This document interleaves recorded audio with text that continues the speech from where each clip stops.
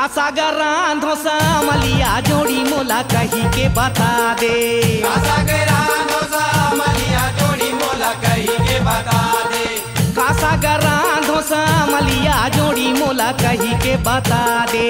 का सागर रांधो सामलिया जोड़ी मोला कही के बता दे।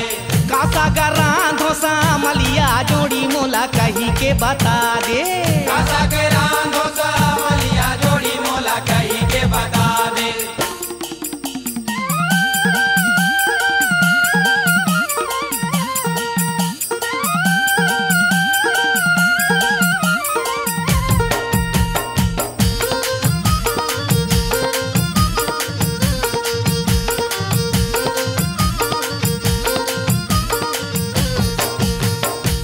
रमकलिया में राजा राम बिराजे। रमकलिया में राजा राम बिराजे।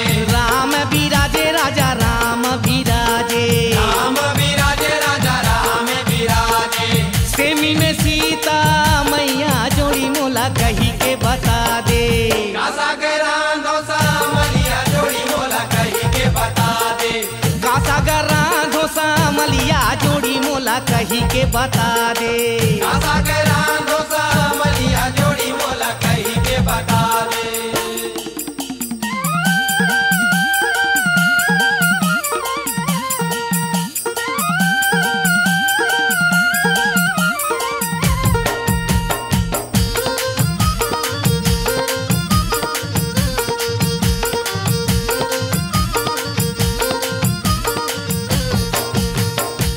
बरबट्टी में राजा बर्मा बिराजे।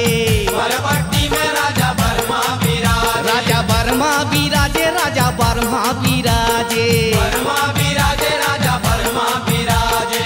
करेला में कुंती मैया जोड़ी मोला कही के बता दे। का सागर रांधो सामलिया जोड़ी मोला कही के बता दे। का सागर रांधो सामलिया जोड़ी मोला कही के बता दे। का सागर रांधो सामलिया जोड़ी मोला कही के बता दे।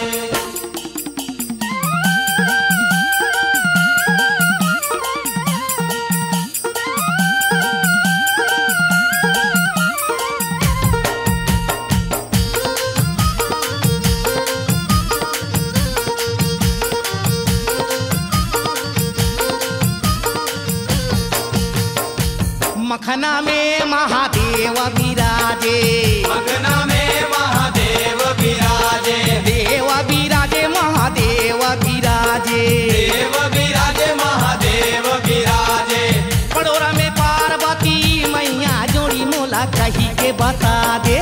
का सागर रांधो सामलिया जोड़ी मोला कही के बता दे। का सागर रांधो सामलिया जोड़ी मोला कही के बता दे। का सागर रांधो सामलिया जोड़ी मोला कही के बता दे। का सागर रांधो सामलिया जोड़ी मोला कही के बता दे। का सागर रांधो सामलिया जोड़ी मोला कही के बता